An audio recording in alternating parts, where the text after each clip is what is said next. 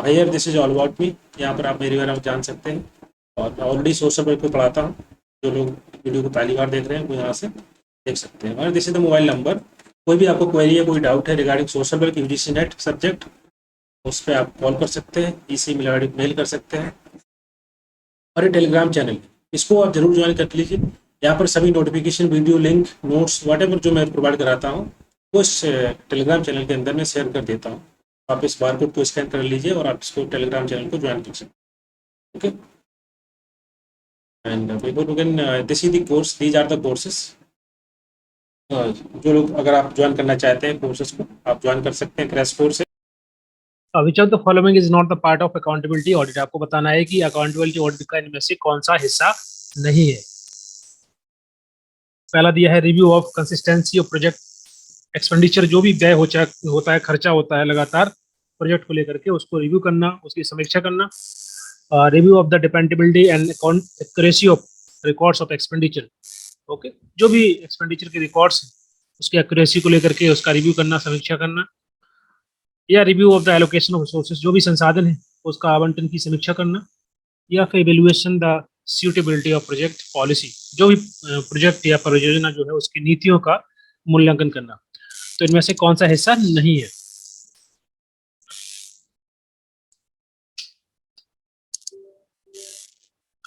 Okay, so which is not the part, so the fourth number, this is not the part of accountability audit. Okay, fourth number will be right answer. यहाँ तक हम लोग discuss कर चुके थे last class में। Question number 29। Question number 28 में किसी को डाउट तो नहीं है?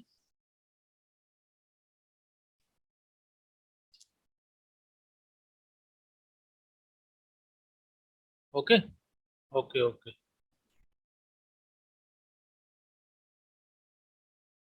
क्वेश्चन नंबर 29 पढ़िए।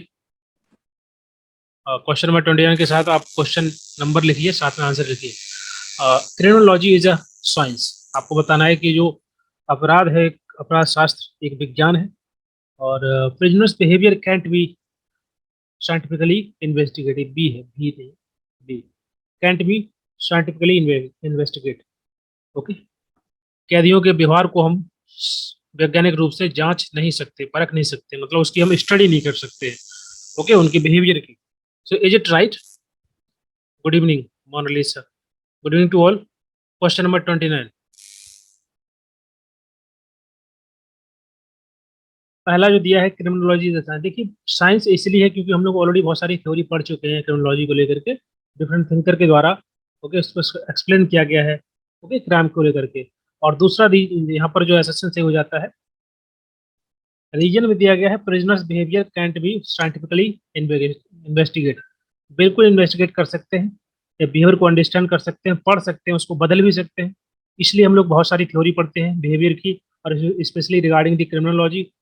ओके, तो ये आपका रीजन गलत हो जाएगा, तो थर्ड नंबर आंसर आपका करेक्ट हो जाएगा।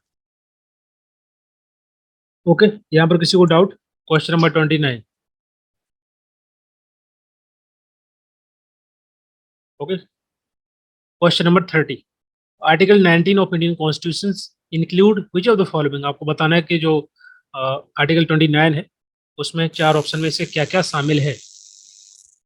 Freedom of speech and expression, freedom of assembly, freedom of entertainment, और फ्रीडम ऑफ मूवमेंट।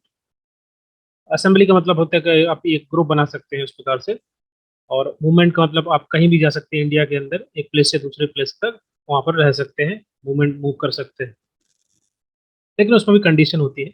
ओके, जितने भी आर्टिकल है उसमें कंडीशन जरूर है, तो उस चीज़ को हम लोग जो है क्वेश्चन नंबर 30 का C, C okay, C means A B C, A B D. Okay, तो देखिए ऑप्शन नंबर जो सी दिया है ना, फ्रीडम ऑफ एंटरटेनमेंट, ऐसा कोई ओके आर्टिकल में मेंशन नहीं लिखा हुआ है। ओके, तो ये तो वैसे भी नहीं होगा।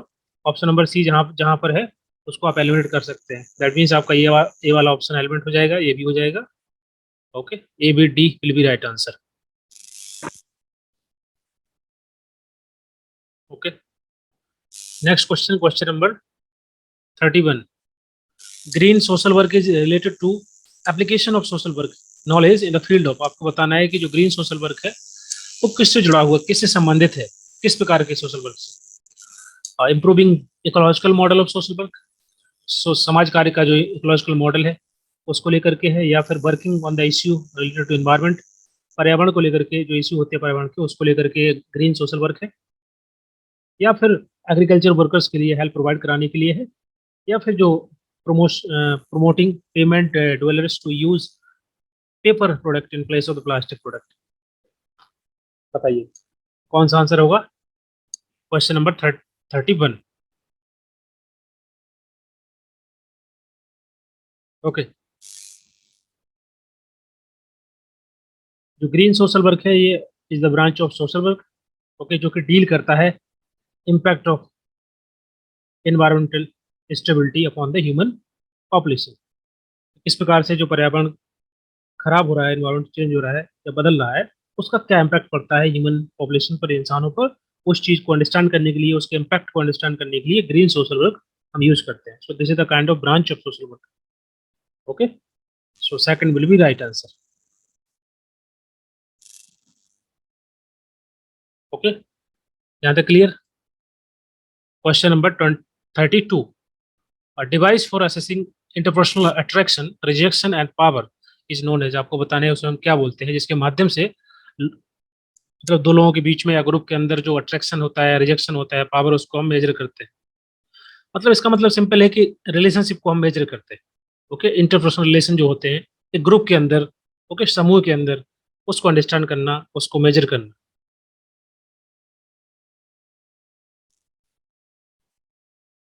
उसको हम बोलते हैं क्वेश्चन नंबर 32 का A, that is called sociometry. Okay, sociometry क्या है, किस प्रकार का मेथड है ये आपको बताइए, क्वालिटेटिव है या quantitative? Sociometry is the method,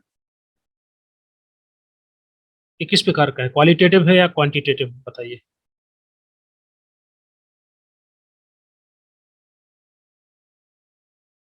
बिल्कुल, सोशल स्ट्रक्चर और बोल सकते हैं, और ह्यूमन बीइंग वेल बीइंग को हम कहीं ना उनके बीच में रिलेशन जो होता है उसको स्टडी करते हैं, या इंटरपर्सनल रिलेशन को हम स्टडी करते हैं, तो ये आपका क्वालिटेटिव होगा। ओके, तो पहला वाला आपका राइट आंसर होगा। Question number 33। Which of the following statements are correct with regard to the social structure? सामाजिक ढांचे, सोशल स्ट्रक्चर के बारे में यहाँ पर चार ऑप्शन दिए गए हैं, स्टेटमेंट है, बताना है कौन सा इसमें से करेक्ट होगा। चारों को पढ़ करके आंसर दीजिए। सोशल स्ट्रक्चर का मतलब क्या होता है? एक काइंड ऑफ अरेंजमेंट, हमारे समाज की जो इंस्टीट्यूशंस होती हैं, एसोसिएशंस होते हैं, उनका एक प्रॉपर अरेंजमेंट होता है, उसको हम बोलते हैं सोशल स्ट्रक्चर। ओके, कि किस प्रकार से सोसाइटी के अंदर लोग इंटरेक्ट करते हैं, ओके, एक दूसरे के साथ रहते हैं, they are living together, they are interacting with each other in the society. So ऐसा वो एक संरचना, एक अरेंजमेंट इंस्टीट्यूशंस का, उसको हम बोलते हैं सोशल स्ट्रक्चर। सोशल स्ट्रक्चर क्या होता है? एक अरेंजमेंट ही तो होता है ना इंस्टीट्यूशंस का, हमारे सोसाइटी के अंदर जो इंस्टीट्यूशंस है या एसोसिएशन है, जैसे स्कूल है, राइट, क्लब्स है, पॉलिटिकल पार्टी, मतलब कुछ भी बोल सकते हैं, सोसाइटी है, रिलीजियस इंस्टीट्यूशंस है, ओके, बिजनेस फर्म्स है, ये सभी सभी क्या है, एसोसिएशन है हमारे समाज की ना। ओके, तो ये सभी के सभी एसोसिएशन होती है, इसी इसी के अरेंजमेंट से हमारा सोशल स्ट्रक्चर बनता है। ओके, लेकिन इसमें फोर्थ नंबर आंसर करेक्ट होगा, क्योंकि यहाँ पर तीन ही ऑप्शन दिए एक साथ में। तो what is the meaning of social association, anybody? Social association या सोशल इंस्टीट्यूशन, बताइए। ओके,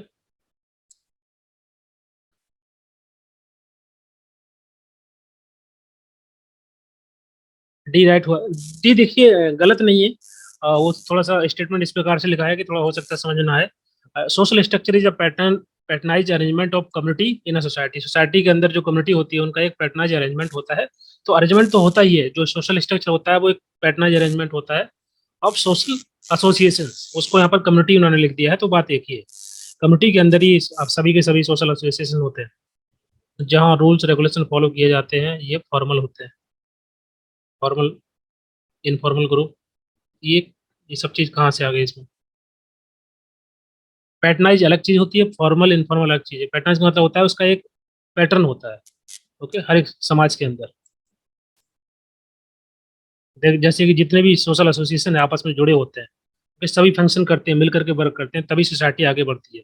तो उसका एक प्रॉपर स्ट्रक्चर होता है, ढांचा होता है, वो उसका मतलब पैटर्नाइज अरेंजमेंट है। ओके, ठीक है, सेम पर्पज के लिए। हाँ, कुछ पर्पज सेम होते हैं, कुछ इंडिविजुअल पर्पज होते हैं, बट जनरली सभी के सभी मिलकर के काम करते हैं। Measurement of members, social institutions like family, school जैसे सोशल डेवलपमेंट हो किसी पर्सन का। हाँ, देखिए college, university, trade union, business, religious institutions, ये सभी एनजीओ, मतलब कुछ भी political party, clubs, sports clubs, ये सभी चीज़ें, सोसाइटी, ये सभी आते हैं आपके एसोसिएशन में, क्योंकि ये सभी मिल करके काम करते हैं, तभी तो सोसाइटी आगे बढ़ती है, right.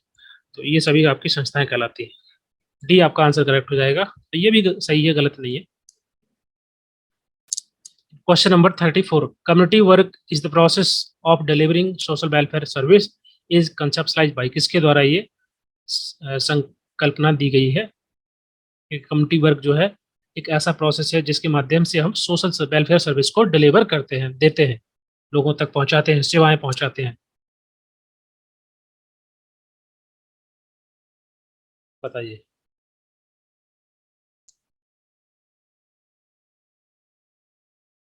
Measurement of measurement of person number. Question number 34, last question में किसी को डाउट है क्या?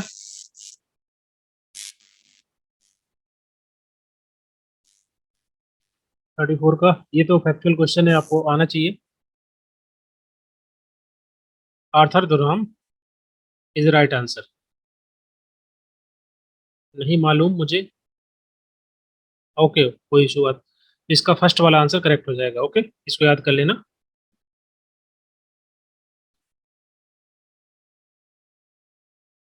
ये जो है कंसेप्ट, या बोल सकते हैं इसकी संकल्पना इनके द्वारा दी गई थी कि कम्युनिटी वर्क जो है किस प्रकार का प्रोसेस है, इसके माध्यम से हम समाज के अंदर, सोसाइटी के अंदर वेलफेयर सर्विसेज, जो सामाजिक कल्याण सेवाएं होती हैं, उनको प्रदान करते हैं। सर वॉइस ब्रेक हो रही है। अच्छा, और सभी को वॉइस क्लियर आ रही?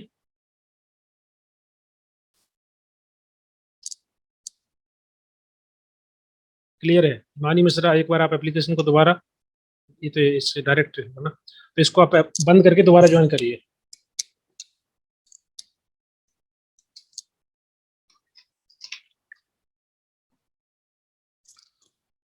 Question number 35, favourable outcome of early childhood adulthood, sorry,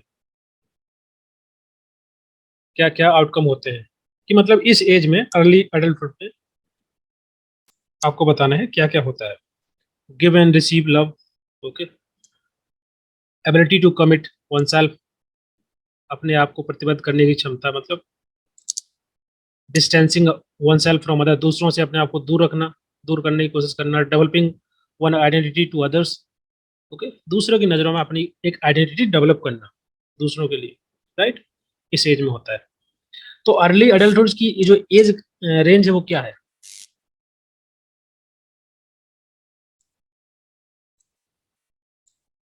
बताइए।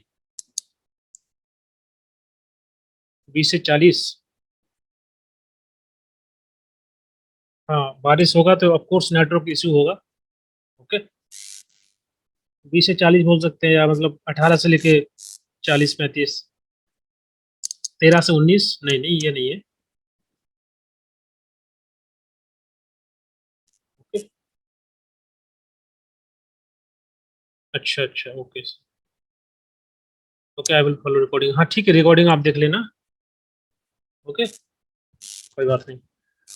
अर्ली अडल्टहुड मतलब 18 से लेकर 30-35 साल तक, ये जो है 20 से, ये आपका जो रेंज है वो आपका आता है अर्ली अडल्टहुड में।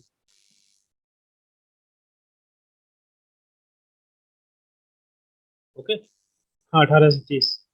ये जो रेंज है फिक्स नहीं है, वेरी करती है ना। कहीं पर 20 लिखा होगा, कहीं पे 35 लिखा होगा, तो ऐसे ही आएगा। एग्जाम में क्वेश्चन आएगा तो बहुत ज्यादा क्लोज नहीं देंगे ऑप्शन, कि आपको कंफ्यूजन नहीं होगा। ओके, तो given receive love, ability to commit oneself and distancing our self from other, दूसरों से दूर रहना, ये तो नहीं होगा ना। इसी एज में तो जो है रिलेशनशिप बनाए जाते हैं, social relationship. Okay, friend circle बढ़ता है, दोस्त बनते हैं। ओके, जान पहचान बनती है लोगों से। ओके, तो ये तो अब ऑप्शन नंबर सी तो होगा ही नहीं, तो इसका मतलब सी जहाँ जहाँ पर है वो आप एलिमिनेट कर सकते हैं। एक ही ऑप्शन बचा। आइसोलेट बी तो जाते हैं, तो नहीं होगा सी। डिस्टेंसिंग वन सेल्फ फ्रॉम, दूसरों से अपने आप को अलग कहाँ करते हैं, वो कोई केस है, पर्टिकुलर केस को हम कंसिडर नहीं करेंगे ना। यहाँ पर डायरेक्ट लिखा हुआ है अर्ली एडल्टहुड, तो ये पर्टिकुलर केस है, कोई अपने आप को अलग करना चाहता है, वो that is different thing. But in society we are the part of society, okay. तो हम लोग कोशिश करते हैं, राइट, रिलेशन बनाने की। जरूरी नहीं कि अब फैमिली मेंबर है और सर के नेबरहुड है, कहीं ना कहीं रिश्ता बनता है, रियल लाइफ सिचुएशन में ये होता है, ओके। तो पहला ऑप्शन करेक्ट हो जाएगा, ओके। इसमें और किसी को डाउट है? खुद भी है ऐसे, हाँ, नेगेटिव का, हाँ ठीक है, ठीक है, okay. Question number 36, each man in a group is compared with another member of the group and place in a simple rank order, which method is appraisal is, आपको बताने कौन सा मेथड है जहां पर हम जो है कंपेयर करते हैं एक ग्रुप मेंबर को दूसरे ग्रुप मेंबर के साथ, सिंपल जो मेथड यूज करते हैं। गौतम बुद्ध, हाँ, उन्होंने अपने आप को, देखो वो एक पर्टिकुलर केस होता है कि लोग अपनी लाइफ को कैसे जीना चाहते हैं, सबका अपना अपना तरीका होता है, ओके। कुछ लोग बहुत ज्यादा सोशलाइज होकर के बेहतर करते हैं लाइफ में, कुछ लोग अकेले रहकर बहुत बेहतर करते हैं, तो उनका एक पर्सनल चॉइस होता है। लेकिन हम यहाँ पर जब बात करेंगे डिफरेंट स्टेजेस की, तो उसमें किस प्रकार का आउटकम निकल के आता है, वो हम डिस्कस कर रहे हैं। Question number 36, that is,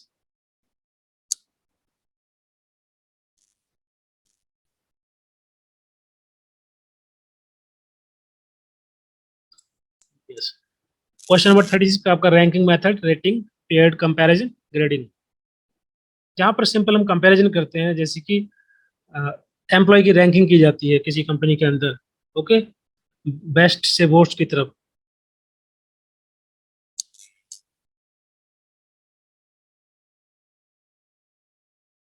okay. तो उसको हम बोलते हैं रैंकिंग, सिंपल रैंकिंग मेथड जो होता है, जिसके माध्यम से हम कंपेयर कर पाते हैं, ठीक है। सभी का आंसर करेक्ट है। नेक्स्ट क्वेश्चन, इसमें किसी को डाउट तो नहीं?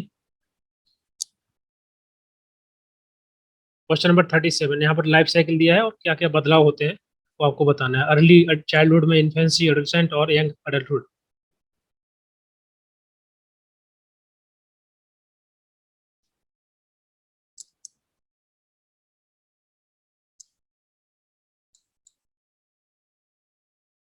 क्वेश्चन को पढ़िए और आंसर दीजिए। किस प्रकार के बदलाव आते हैं, यहाँ पर चेंजेस दिया हुआ है, किस प्रकार के बदलाव आ रहे हैं अर्ली चाइल्डहुड में, इन्फेंसी, ओके। लॉन्चिंग पीरियड का मतलब होता है डेवलपमेंट स्टेज, जब बच्चे के अंदर जो बदलाव होते हैं, चेंजेस होते हैं, वो एक लॉन्चिंग पीरियड कहलाता है।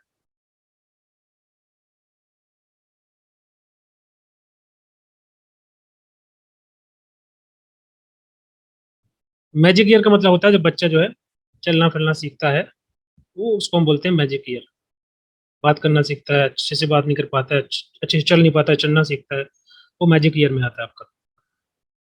सो which option will be right, question number 37।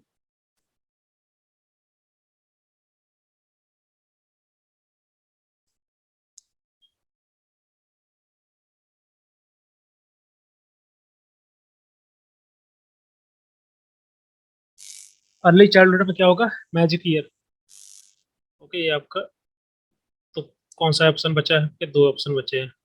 Next है इन्फेंसी। इन्फेंसी में क्या क्या ऑप्शन है, लॉन्चिंग पीरियड और प्रोफाउंड इन्फ्लुएंशियल। और नेक्स्ट है एडोलसेंट एज में क्या होगा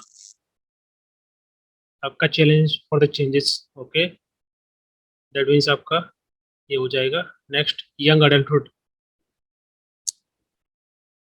that is the launching period. Question number 38, देखिए इस पे जो पहला ऑप्शन, पहला वाला एक्टिविटी दिया है, process of transforming social policy into social service, that is called social welfare administration. तो आपका थर्ड पेयर हो जाएगा। एक ही ऑप्शन यहाँ पर है, बाकी ऑप्शन नहीं है, तो ये आपका एलिमिनेट हो जाएंगे, थर्ड नंबर आपका करेक्ट हो जाएगा, okay. process of uniting purpose and action, that is called coordination, cope up, and process of complete transformation, उसको बोलते हैं structural change. Process of protecting and empowering people, that is called social security. तीसरा answer हो जाएगा. Question number 39. Occupational social work is the field of practice in which, one second, in which social worker attend to the human and social need of the millennium by designing and executing appropriate intervention to ensure healthier environment and individual environment. इसका मतलब ये हुआ कि यहाँ पर बात की जा रही है ऑक्यूपेशनल सोशल वर्क की, okay? जहाँ पर सोशल वर्कर लोगों के लिए बेहतर एनवायरनमेंट क्रिएट करने के लिए, हेल्दियर अच्छा एनवायरनमेंट क्रिएट करने के लिए कुछ वेरियस काइंड ऑफ प्रोग्राम्स या इस प्रकार की डिजाइन करते हैं ताकि लोगों की जो सोशल नीड है या ह्यूमन नीड है वो उनकी फुलफिल हो, मानव और सामाजिक जरूरतें पूरी हो. ओके, सो कौन सा आंसर होगा इसका? Orthopaedic patient in the hospital, उसके लिए ऑक्यूपेशनल सोशल वर्क होता है, या फिर एम्प्लॉय इन द वर्क, या थेरेपिस्ट इन द हॉस्पिटल, या फिर jail inmates in the social house, work house. यहाँ पर हम बात कर रहे हैं कि लोगों की जो ह्यूमन नीड्स हैं, सोशल नीड्स हैं, उनको फुलफिल करने के लिए सोशल वर्कर के द्वारा बहुत सारे प्रोग्राम पॉलिसी इस प्रकार के बनाए जाते हैं, डिजाइन किए जाते हैं, उसको एग्जीक्यूट किया जाता है ताकि लोगों की जो है नीड्स फुलफिल हो. तो आपका ऑप्शन नंबर बी करेक्ट हो जाएगा, एम्प्लॉयज इन द वर्क. जो कर्मचारी होते हैं, काम करने वाले होते हैं, उनके लिए स्पेशली ऑक्यूपेशनल सोशल वर्क किया जाता है. ओके, यहाँ पर तो आपका मेडिकल सोशल वर्क हो जाएगा ना, थेरेपिस्ट, ये तो होगा नहीं वैसे भी. सेकंड आपका करेक्ट हो जाएगा. हाँ ठीक है, बिल्कुल ऑक्यूपेशनल है तो employees. Question number 30, question number 40. The main aim of NITI Aayog are, इसका क्या मेन एम है? To achieve sustainable development goal SDG. Question number 39. एस बी गलती से मिस्टेक हो गया था. ओके,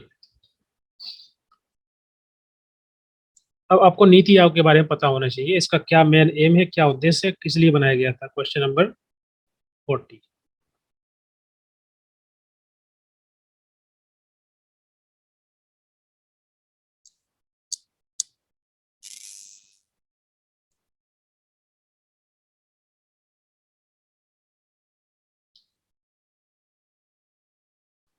सी ऑप्शन इसमें दिया हुआ है ABC. इसका मतलब पहला है कि SDG गोल्स को अचीव करना सही है, कोऑपरेटिव फेडरलिज्म को बढ़ाना और बॉटम अप अप्रोच को अडॉप्ट करना पॉलिसी मेकिंग प्रोसेस में, ये भी सही है. और चौथा है to provide safety and security against threats, threats के अगेंस्ट में किसी प्रकार की सिक्योरिटी और सेफ्टी इंश्योर करना. तो ये काम नहीं होता है नीति आयोग का. पहला सही है कि SDG गोल्स को अचीव करने के लिए कोशिश की जाती है इसके द्वारा. एंड इनहेंस कोऑपरेटिव फेडरलिज्म, इसका मतलब क्या होता है? इसका मतलब होता है कि जो स्टेट गवर्नमेंट होती है और सेंट्रल गवर्नमेंट होती है उनके बीच में अच्छा रिश्ता, फ्लेक्सिबल रिलेशनशिप रहे, उसको हम बोलते हैं कोऑपरेटिव फेडरलिज्म. और ये जो नीति आयोग है, इसकी जो अप्रोच हमेशा बॉटम टू अप रहती है. ओके, बॉटम का मतलब होता है जो स्टेट होती है उनकी क्या रिकमेंडेशन होती है, उसके आधार पर पॉलिसी बनाई जाती है, उसमें चीफ मिनिस्टर का भी इन्वॉल्वमेंट रहता है. ओके, तो ये आपका बॉटम अप अप्रोच होती है. और इसके पहले जो प्लानिंग कमीशन थी उसकी अप्रोच थी up to bottom, top to bottom. Okay, ऊपर से जो भी स्कीम या जो भी प्रोग्राम बनाया जाता था उसको इम्प्लीमेंट करना पड़ता था गवर्नमेंट को. तो आपके थर्ड वाला आंसर करेक्ट हो जाएगा. Question number 41. Which of the following is not the method of getting people participation. आपको बताना है इनमें से कौन सा लोगों की भागीदारी सुनिश्चित करने का तरीका नहीं है.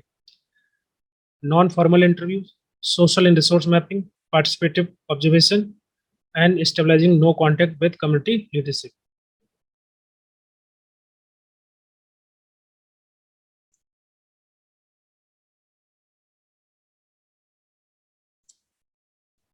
लोगों का पार्टिसिपेशन कब हो पाएगा? जब कांटेक्ट होगा.